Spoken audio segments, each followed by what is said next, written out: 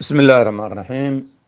الحمد لله رب العالمين، والصلاة والسلام على نبينا محمد وعلى آله وصحبه أجمعين. أما بعد، الحديث 693 عن ابن عباس رضي الله عنهما قال: قال رسول الله صلى الله عليه وسلم: من صب أصحابي فعليه لعنة الله والملائكة والناس أجمعين. رواه الطبراني في المعجم الكبير والحديث حسن. سب الصحابة سبب أم سب الصحابة تسبب صاحبها اللعنة أما تجلب صاحبها اللعنة. سب الصحابة صحابة عيدودا تجلب waxay soo jiidaysaa saaxibaha saaxiibkii sameeyey waxay u soo jiidi allacnata lacnad bay u soo jiidaysaa. ciwaankaasaan maanta qaadanaynaa saxaabada caydooda inay u soo jiidayso qofka saxaabada caaya lacnad rabbi iyo lacnad malaa'ig intuba kaasaan ciwaan ka dhiganaynaa.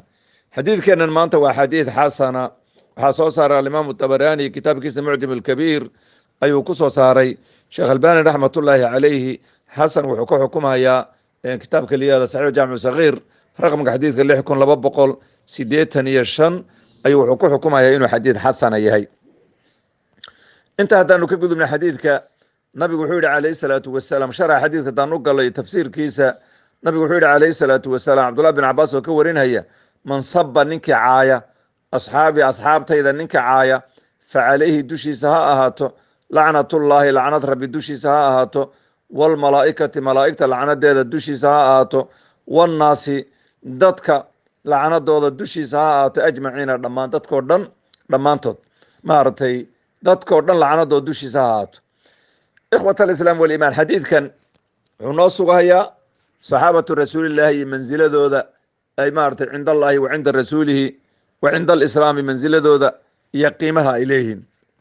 xadgudubkoo lagu xadgudbana dhibka uu leeyahay. marka nabigu wuxuu noo caddeeyey asxaabtayda ninka caayu saxaabi maxaa layihahdaa man laqiya anabiya sala allahu calayhi wasalama mu'minan bihi wamaata calaa dalik.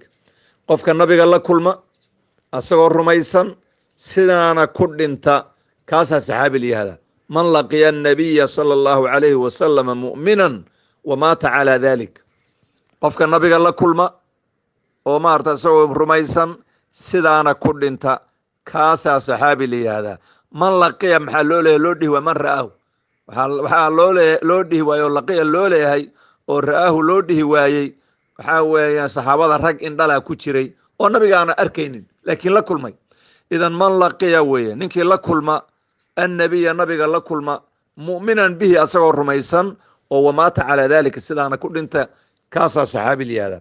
marka nabigu wuxuu yihi saxaabadayda ninka caaya waxaa dushiisa ha ahaato lacnad rabbi dushiisa ha ahaato, waa habaar wey.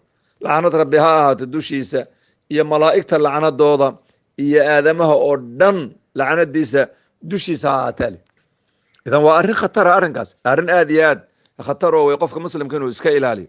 sidoo kale xadiid kale cabdullah bin cumar uu warinhayo uu soo saaray alimaamu dabaraani iyo keyrkii bay soo saareen, sheekh albanina xasan uu ka dhighayo saxiix jaamicu sagiir raqamka xadiidka 5111 wuxuu nabigu yihi calayhi salaatu wasalaam: lacana allahu, tawaamida khabariyada, lacana allahu lacan maartay ilaahay ayaa lacnaday man saba asxaabihi asxaabtayda ninkii caaya rabbi baa lacnaday ama ilaahay ha lacnado oo insha-aad ka dhigtay. idan ikhwati fil halka waxaanu ku qaadanayna ku baranaynaa saxaabatu rasuulilah la aflagaadeeyo inay maaragtay lacnad ay soo jiido. haddaba waxaanu taabanaynaa saxaabatu rasuulilaahi caydoodu xukunkoodu muxuu yahay, xukunkiisu muxuu yahay. tafsiil bay culimmadu gelinhayaan. ninka saxaabada oo la caayo diin ahaan u aaminsan oo ilaahay baan ugu dhowaan leh oo caqiid ahaan u aaminsan kufri weeye. saxaabatu rasuulilaahi caydooda iyo aflagaadadooda iyo maaragtay fisqi ku sheegooda iyo cadaaladoodaoo la dacniyo diin ahaan u aaminsan waa gaalnimo wey, waa gaalnimo wey. waxaa kaloo gaalnimo ah saxaabada oo dhan ninka caaya oon waxba ka kala reebin oo wada caaya dhammaantood dhammaan wada caaya aydna waa kufri wey. waxaa kaloo aydna kufriga ninka banaysta caydooda waa gaalnimo wey. idan saxaabatu rasuuli ninka gaalaysiiyana waa gaalnimo wey. kuwa ay maaragtay nusuustu ku soo aroortay caaisha oo kale iyo khulafaa uraashidiinka maaragtay ama maaragtay jannada loogu bishaareeyey maaragtay aflagaadadooda iyo xumaan ku sheegooda maaragtay asna maaragtay same aflagaadeeya. caaisha oo kale ilaahay subxaana wa tacaala uu beri yeelay xumaatadii iyo faaxishadii ay ku sheegeen nimankii munaafiqiinta rabbi ka beri yeelay, cidda ku tuhunta oo ku sheegtana waa gaalnimo wey.